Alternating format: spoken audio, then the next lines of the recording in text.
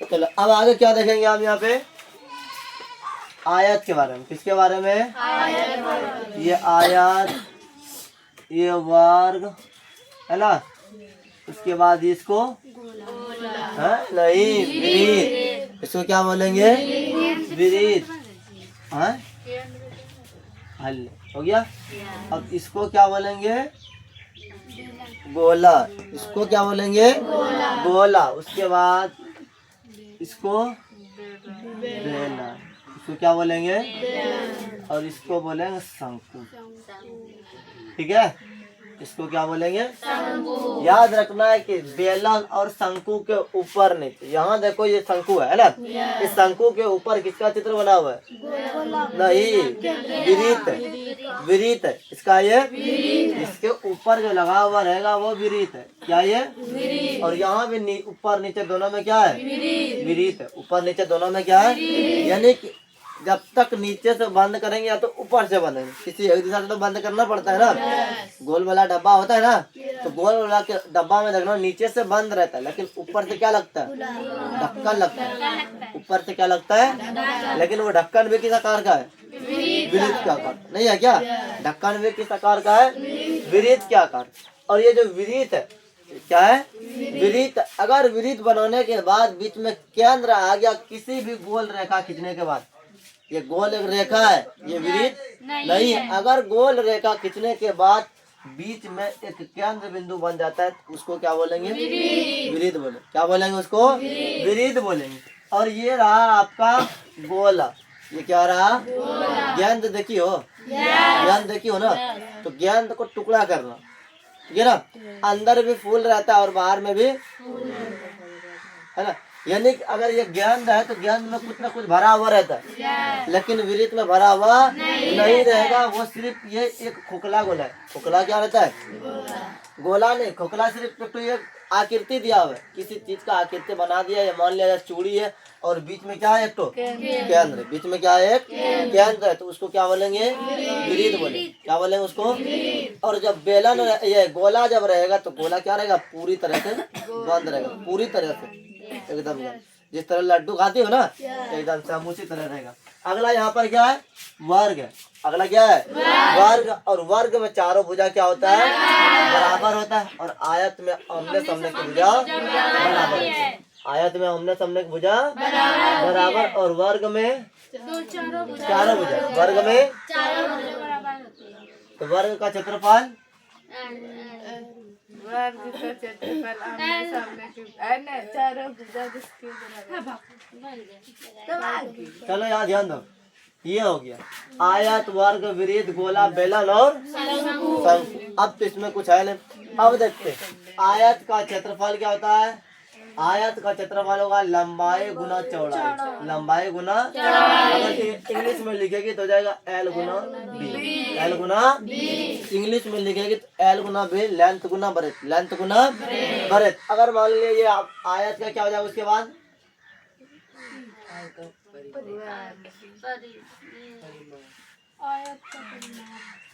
आयत का परिमाप। आयत का परिमाप क्या हो जाएगा? 2 इंटू लंबाई प्लस चौड़ाई। 2 इंटू लंबाई प्लस चौड़ाई। ये भी लिख सकते हैं 2 into L plus B. 2 into L plus B, या तो 2L प्लस 2B, ये भी लिख सकते हैं 2L प्लस। क्या फॉर्मूला हुआ इसका? दो। क्या हुआ? अब आगे देखो, आगे उसके बाद क्या है? वर्ग। वर्ग का क्षेत्रफल क्या होता है? भुजा स्क्वायर। वर्ग का क्षेत्रफल भुजा स्क्वायर। और वर्ग का परिमाप 4 गुना भुजा। 4 गुना। अगला क्या है यहाँ पे? विरीत।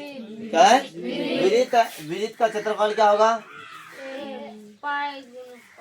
पाई r square. Pi r square. उसके बाद विरीत का परिधि। विरीत का 2 पाई आर। उसके बाद क्या है यहाँ पे? गोला है। गोला का क्षेत्रफल हो जाएगा, गोला का क्षेत्रफल 4 पायर। गोला का क्षेत्रफल क्या होगा? 4 पायर स्क्वायर। उसके बाद रहेगा गोला में एक तो आयतन, गोला का आयतन 4/3 pi r cube, 4/3 pi r cube. अब उसके बाद क्या यहाँ पे बेलन है ना, बेलन का हो जाएगा, बेलन का वक्र पृष्ठीय क्षेत्रफल 2 pi are into r plus h, 2 pi are into r plus h. और बेलन का आयतन पाई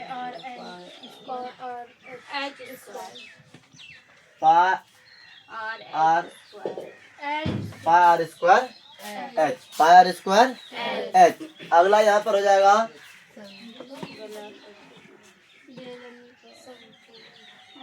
एक तो छूट गया यहाँ पर, बेलन का कुल पृष्ठीय क्षेत्रफल, बेलन का कुल 2 पाई आर है। अगला क्या हो जाएगा? अब यहाँ किसका है? शंकु का, शंकु का कुल पृष्ठीय क्षेत्रफल, शंकु का वक्र, पहले शंकु का वक्र पृष्ठीय क्षेत्रफल pi R L, pi are. उसके बाद शंकु का क्या हो जाएगा? एल, शंकु का कुल पृष्ठीय क्षेत्रफल pi are into L plus है, L plus R, pi are into L plus R. उसके बाद हो जाएगा शंकु का आयतन, शंकु का आयतन 1/3 pi r square, 1/3 pi r square. अब एक तो इसमें छूट गया अर्धगोला। क्या छूट गया? अर्धगोला। ये होगा आपका अर्धगोला। ये क्या हो गया? अर्धगोला। अब इसके लिए जगह तो है नहीं, यहाँ हो जाएगा अर्धगोला का, अर्धगोला का वक्र पृष्ठीय क्षेत्रफल 2 पाई आर स्क्वायर। उसके बाद हो जाएगा अर्धगोला का, अर्धगोला का कुल पृष्ठीय क्षेत्रफल, अर्धगोला का कुल पृष्ठीय क्षेत्रफल। ये क्या हो जाएगा? 3 pi r square, 3 pi r square. और अर्धगोला का आयतन 2/3 पाई आर स्क्वायर, अर्धगोला का आयतन 2/3 पाई आर क्यूब। अर्धगोला का आयतन क्या हो गया? 2/3 पाई आर क्यूब। क्या इतना सा फार्मूला याद कर सकती हो? बिल्कुल याद हो जाएगा, लेकिन याद करती नहीं हो ना। याद देखो, फार्मूला याद रहेगा, मैथ अपने आप बनेगा, कोई दिक्कत नहीं होगा मैथ बनाने में।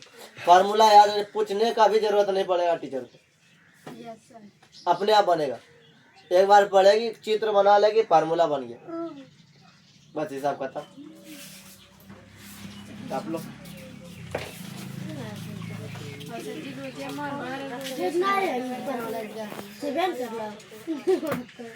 पहले आओ नहीं अर्धगोला का देखा अर्धगोला हम रात में लेकर लिख रहे वो तक के